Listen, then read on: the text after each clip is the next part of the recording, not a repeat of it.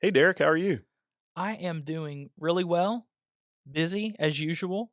How are you? I'm doing great. So busy, right? Busy versus productive. That's what we're going to talk about today. Welcome to the Real Estate Game Plan Podcast, where we bring you inspiration, actionable steps, and knowledge to build your game plan to take your real estate business to the next level. My name is Demo. And I'm Derek, and we are licensed real estate brokers and your hosts for this podcast. Let's get started. And a lot of times, Derek, that's kind of the common response, right? Hey, how you doing? Very busy, very busy, very busy. Everybody's busy these days. Mm-hmm. I mean, we really are. Yep. There's a lot going on. We always have a lot of things to do. Maybe it's the dog, maybe it's going to the store.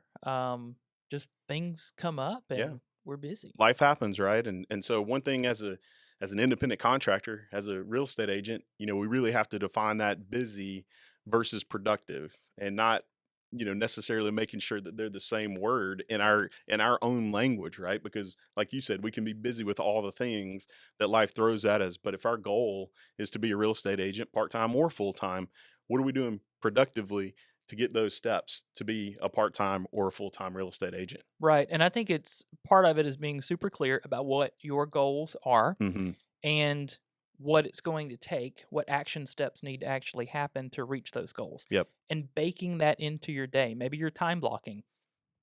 For example, as a real estate agent, perhaps an hour of every day or so many hours a week, depending on what you decide it's going to be, you are calling expired listings. Mhm. Maybe you are previewing property. Maybe you're practicing drafting that purchase and sale agreement, playing around with advertising, whatever it's going to be. Those are actionable steps that will lead to real estate business. Mhm.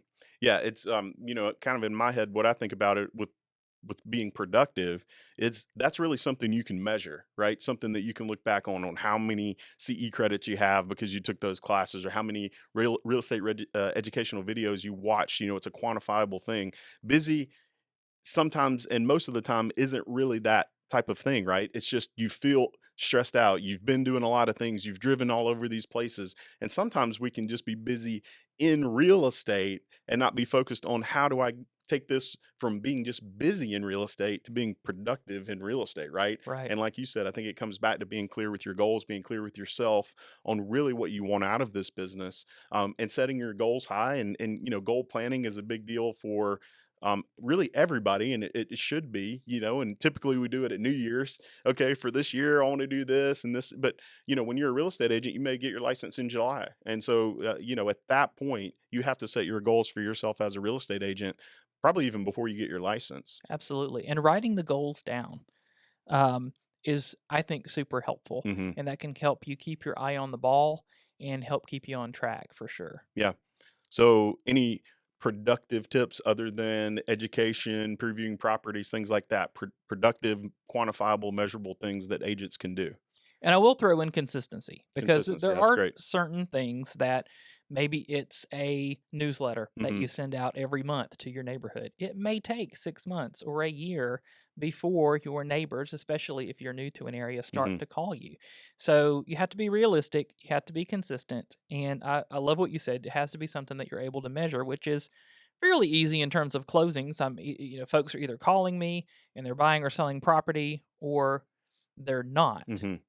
Yeah, and we've talked a lot about making sure that you have a list of people that already know, like, and trust you, people that already know of you, people that are in your sphere of influence, that you want to reach out to and that you'd love to work with, help buy or sell property.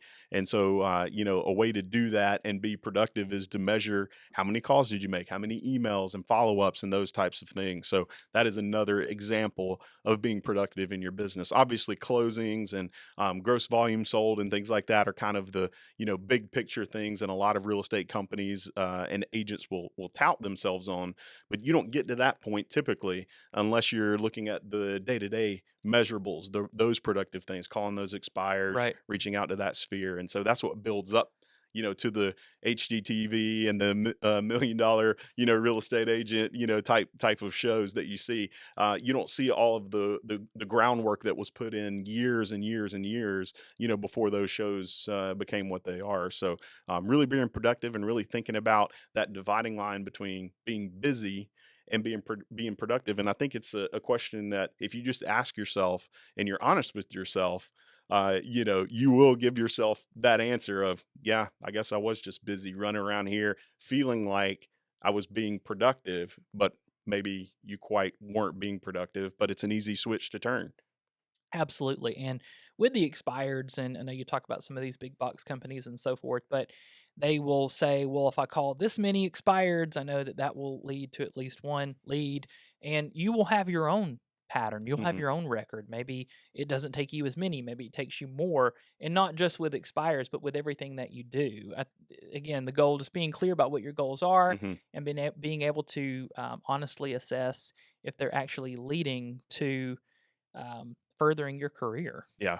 Yeah, I love that this topic because I think it's a great mindset, a great thing to think about, especially if you've fallen into that trap like we all have, of just feeling like, oh, I'm so a lack of energy, I'm so run down, and then you think about, well, really, what have I been doing this week for my real estate business? And you start writing it down, and maybe keeping a daily journal or the calendar, better yet, of what you've been doing, and you look back and you're like, wow, this really wasn't in a productive, goal oriented step towards my real estate career. Right. And no one's perfect.